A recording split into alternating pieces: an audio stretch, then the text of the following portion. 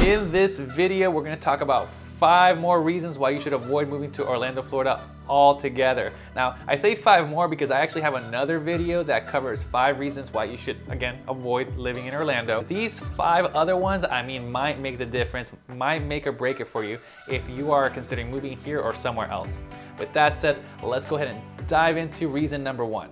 Okay, so in my other video, I did talk a lot about the weather here. And the truth is that Florida weather, I mean, it is great most of the year that you can enjoy outdoor activities without too many problems. In fact, a lot of the year, really, we enjoy it like 70, 80 degrees. I know that 80 degrees might feel a little bit hot for some of you coming from up north, but for us here, I mean, 80 degrees is pretty incredible. But yes, there are parts of the year where it gets into the 70s, sometimes even to the 60s, and of course, the coldest part of the years, it can drop fairly low to the point where we do need jackets here. But of course, it does get very hot here in the summer. I mean, it does get into the 90s, sometimes even to the hundreds, and that humidity will make it feel like it's a lot hotter than it actually is. But most of the time, that has a pretty easy fix. Just, you know, don't go outside, go inside, do more indoor activities, which here in Orlando, we do have a good amount of that anyway. And of course, if you're gonna be out, stay hydrated, do activities that make sense for the weather. And I mean, a lot of those things, I mean, they are very logical, common sense. I mean, those are easy fixes for it being hot. And more important than that, I mean, the truth is you'll see that it's gonna be hot the next day or the next week or anything like that. It's easy to predict that. Now, the other side of things that I did also, you know, talk about the other video, but I wanted to touch on is the hurricanes. You know, so during hurricane season, which starts around July, goes all the way through about November, yeah, it can get pretty scary or maybe a little bit concerning with these weather patterns that develop out in the Gulf, out in the Atlantic, and come this way. They can cause a lot of harm to both yourself and your property, but as long as you take the proper precautions, you should be generally fine. The truth is, we don't get hit with these enough. But the real reason you should steer clear of Orlando, Florida, that has to do with the weather, has everything to do with these out of nowhere rainstorms. I mean, yes, they do predict them. You'll see that on your weather app, it'll say 20%, 30%, sometimes 90% likelihood of rain. But the thing is, here in Florida, there could be just one cloud in the sky, be completely beautiful. You will set all your plans in stone, get the family together, get them all dressed, on your way to Disney, on your way to the park, or on your way to a baseball game, where out of nowhere, you're caught by these insane thunderstorms where the rain is just coming down the size of quarters and you and your family are getting drenched. That is something that sometimes makes it really hard to plan outdoor activities and to even take advantage of some of the good weather we do get here. Just the other day, we were heading over to Crayola Experience. We were driving down the 417. You know, we didn't expect that we would be completely rained out of nowhere on the 417 to the point where cars, we all had to stop, pull over to the side on the shoulder. And if they felt the need to pull over, I mean, I wasn't gonna take the risk myself. So that's one of the things that I do find to be a bit, sometimes a little frustrating here. You have to almost constantly be checking the weather all the time, have all your apps fine-tuned to let you know when it's gonna rain, how soon is it gonna rain. And a lot of these apps have gotten very advanced to the point where it says, hey, it's gonna rain around this time or in 10 minutes, you know, which is phenomenal. But again, I mean, regardless of how much you try to use these apps to your advantage, try to use the news to your advantage, it's easy to get caught off guard. Another story I have is I was at Epcot with my family the other day, and people always make fun of me. They always make light of the fact that I'm always carrying like 5 umbrellas, 10 ponchos, and I'm always ready to, you know, for some kind of rainstorm. And the reason is because, you know, like I said, sometimes, you know, it'll say 50% chance rain and nothing will ever happen. Weather apps, they'll give you every reason not to go anywhere. But, you know, then you're inside all day and it stays beautiful and you're frustrated that you didn't take advantage of such a nice day outside. Well, you know, I try to hedge my bets and say, hey, listen, if it's 50% or 40 or 30, let's go ahead and enjoy it, because it seems like almost every single day there's a chance of rain. So I'll head down to Disney. You know, we'll go out there. I'll come in with my ponchos. The sun will be out. Obviously, we're not wearing the ponchos. The sun will be out, and we'll have our umbrellas. We'll be going inside, and it'll be nice almost the entire time. Well, the other day when I was at Epcot, it was nice. The weather was beautiful. It was nice and breezy. Even the sun was out. It was a little bit of overcast, but again, I know Florida. So we are getting off of Ratatouille, which is one of my kids' favorite rides. And as we do, I see that the winds are changing. It's getting darker, like very quickly. We run over to the stroller, I get the boys in, I get the cover on the stroller, we all get our ponchos on, we pull out our umbrellas, and just like that, the weather changed.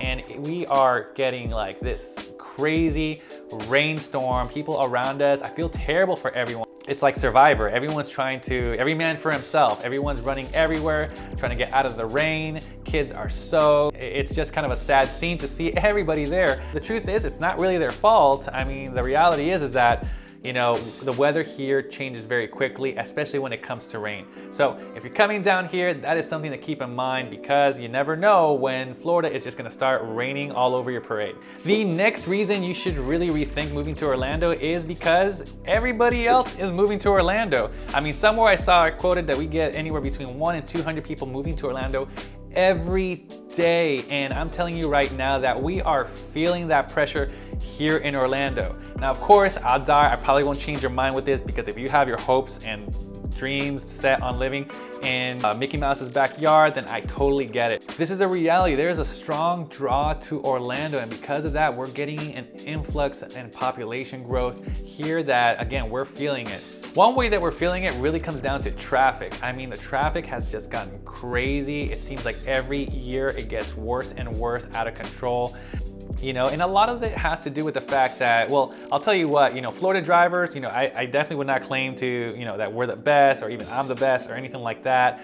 But when you bring a group of people that's used to driving a certain way from a different area, and more important than that, they don't know this area, then it does create its set of challenges, right? So, I mean, you have people who are unfamiliar with the drive terrain, what's going on. I mean, if you live here in Orlando, you can kind of expect and know when traffic's gonna get bad, and so you try to avoid certain routes. Along with that, you also know where they're constructing, typically when they close certain areas down to make sure that they can build on those roads, right? So we're a little bit more accustomed to those kind of things, and even more so, we're accustomed to our own drivers. So we know how to kind of avoid those crazier drivers out there, especially when they're coming up behind the rear view mirror.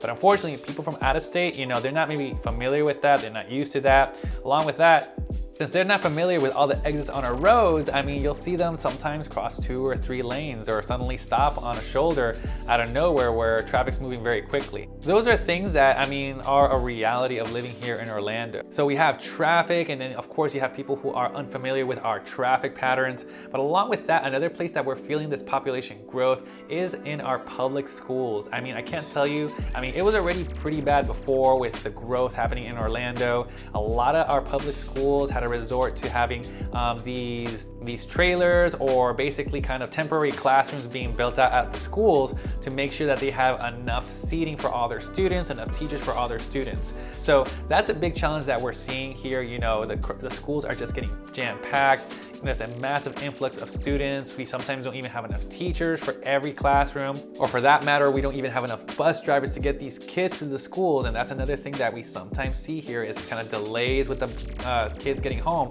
because a bus driver wasn't available for their route that day. So those are some things that you should really think about when it comes to the population growth here in Orlando. And another note on the school is the fact that because of the growth with the public schools and population, they have to build more schools. So what does that mean? Well, it means a lot of rezoning for some of the public schools. So for example, residents that have lived here for 1 or 2 years now find that they have to send their kids across the street or somewhere else because of the fact that they have now been rezoned. And the school they thought would be their kids' elementary school for life, or middle school or high school, suddenly isn't going to be the case anymore. They'll be separated from friends. You'll be knocked out of your routine. So again, that's just something that is a reality of living here in Orlando with the population growth. We have a lot of construction going on to keep up with this population growth. Basically our roads, right? So we always have a ton of construction both on city roads and some of the highway. We see this way too often. We'll see all these cones in certain areas.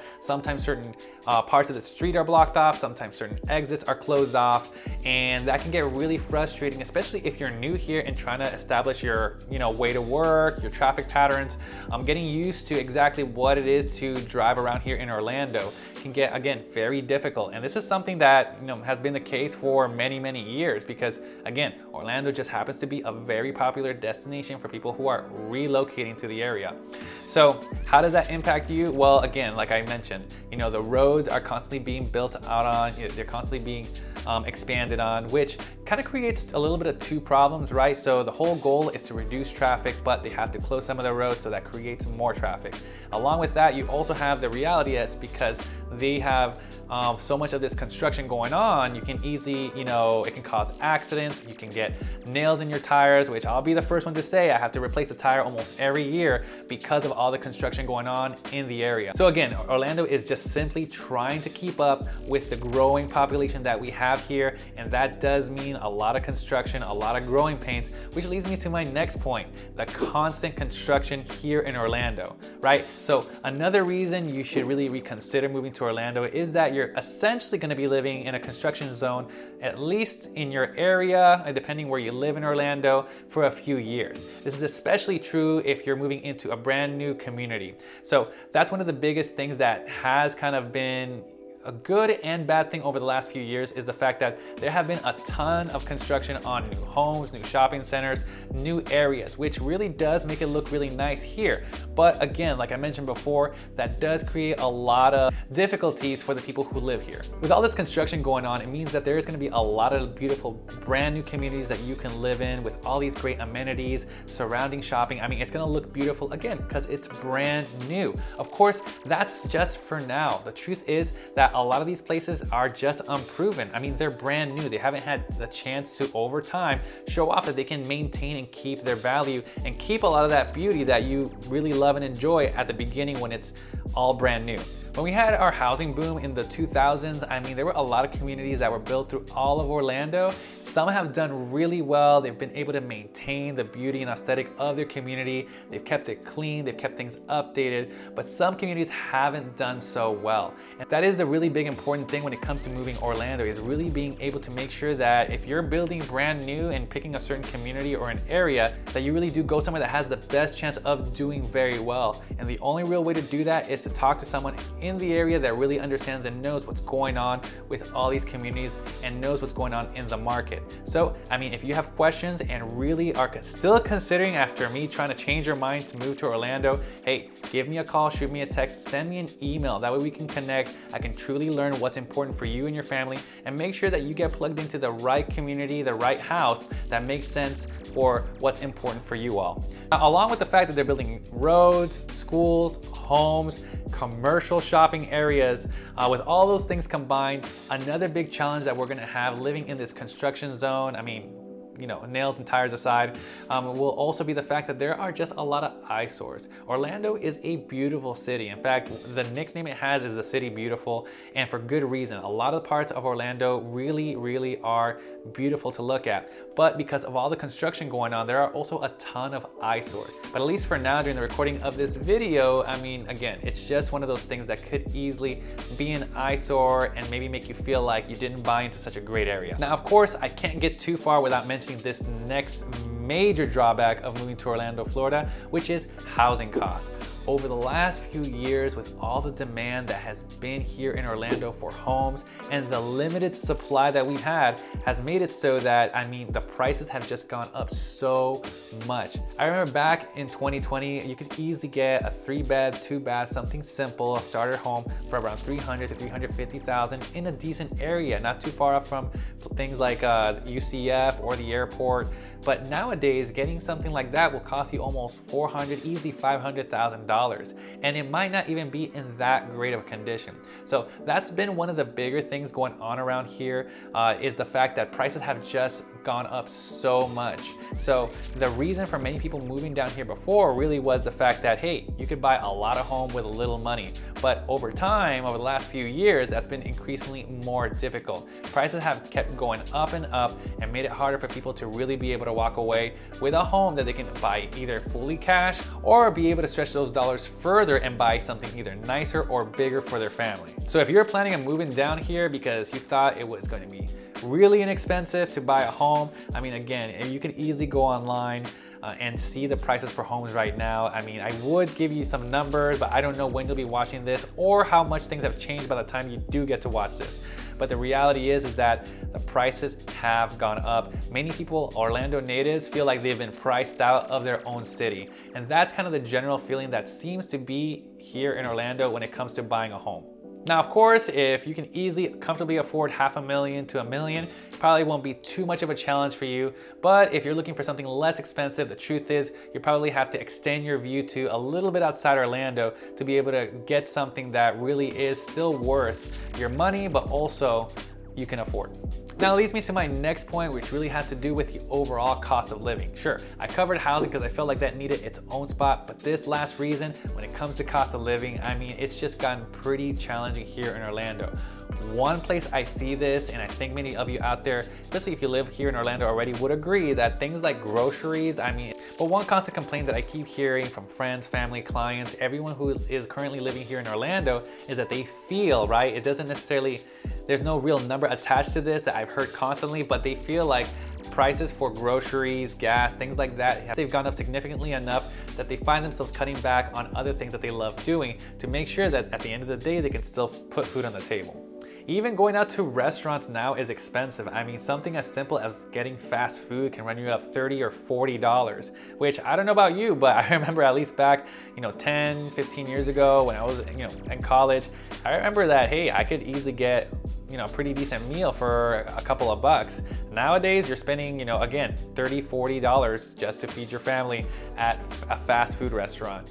And then of course, there are just your basic living expenses. We already covered housing costs, but things like your water bill. For example, if you own a home, I mean, you're gonna have a lawn, which means you need to take care of that lawn, keep it nice and hydrated, even during the hottest summer months, which means guess what? Your water bill is gonna run up. It could easily go up to $200 a month in the summer, maybe even more, depending on if you have new grass in the middle of summer, which I just had to buy grass again because it all died because of the heat. And now I have to water it every single day, so that's running up my water bill too. And then another thing is also, just lawn maintenance. So if you pay for people to mow your lawn, you're looking at $100 to $150. And that's a deal, by the way. Or if you're looking for treatment for your lawn, that can easily, I mean, for a decent job, for someone to do actually a good job, take care of your lawn and not just come by once a month or every other month and spray your lawn and make you feel good that you hired someone. I mean, you're going to spend at least somewhere along the lines of 90 to $100, if not every month, at least every other month when it comes to treat your lawn. Which, by the way, is super important for you to take care of your lawn because we have HOAs here in Orlando and many of the communities. And guess what? They're gonna want you to keep some level of attractiveness to your lawn to make sure that the neighborhood maintains its value, which makes sense. At the end of the day, you yourself will probably want your property to have a nice curb appeal, make sure that it's well taken care of. So, I mean, you'll end up spending a little bit of money on this to make sure that you're up to code with the HOA and also your home that you spent a lot of money on is looking nice. And then of course, the electric bill. Again, I talked about those hot summer months. That's gonna probably run you up another $150 to $200 easily, especially if you have a large home that has a lot of people who wanna stay nice and cool over the summer. So with that in mind, I mean, I might have scared you off from Orlando altogether and made it sound like this is the worst place on earth to live. In all reality, it's still fairly beautiful and amazing to live here. And I hope you're willing to come down and join us. And if I haven't fully scared you away from living in Orlando, Florida, you'll probably want to watch this playlist here where I cover some of the best areas to live here. Or you want to watch this that covers one of the things I love about living here.